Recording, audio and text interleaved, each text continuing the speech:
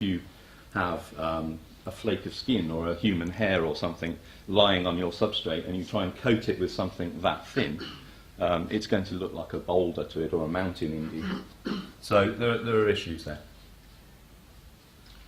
So how do you make these things? There's a couple of pictures there. These are actually taken in the clean room at the Printed Electronics Centre. As I said earlier, they can either be small molecule or they can be polymer. Small molecule on the left-hand side there tends to come in little jars. They're incredibly expensive, these materials, at the moment.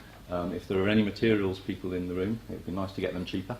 And by that I mean they're around about, they can be as much as $500 a gram of material. Okay, so you've got to be careful when you're making this stuff.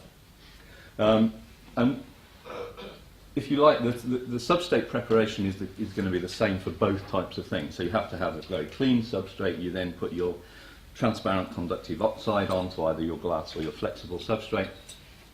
And then if they're small molecule, you evaporate them in a vacuum. So you have to have the big vacuum chamber, and you have to evaporate. You heat the material up and it literally evaporates and lands on your substrate. If you have large molecules or polymers, then they tend to be solution. You can dissolve them in solvents, so they're solution processing. So you can do exciting things like spin coat, you can inkjet print where you want them, you can screen print. So there's a whole world of possibilities with the polymer LEDs over there.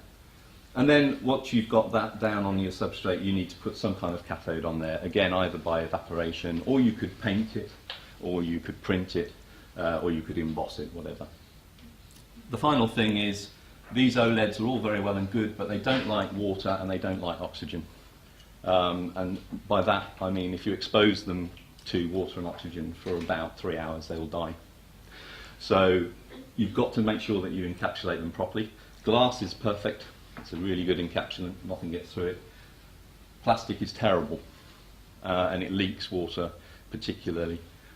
So you have to then think about putting some clever barrier layers on to stop that water and oxygen coming through. So there's some complications in using the flexible approach.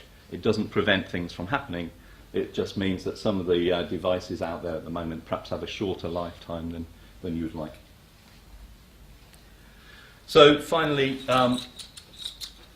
this is just, I mean, you won't need to be shown all the different types of light, you can see them every day in your life, but it gives you a feeling for efficiency, if you like. So if you look at the good old tungsten filament lamp there, languishing at 10 lumens per watt, compared to an inorganic LED, which can be greater than 100 lumens per watt. You know, the efficiency of these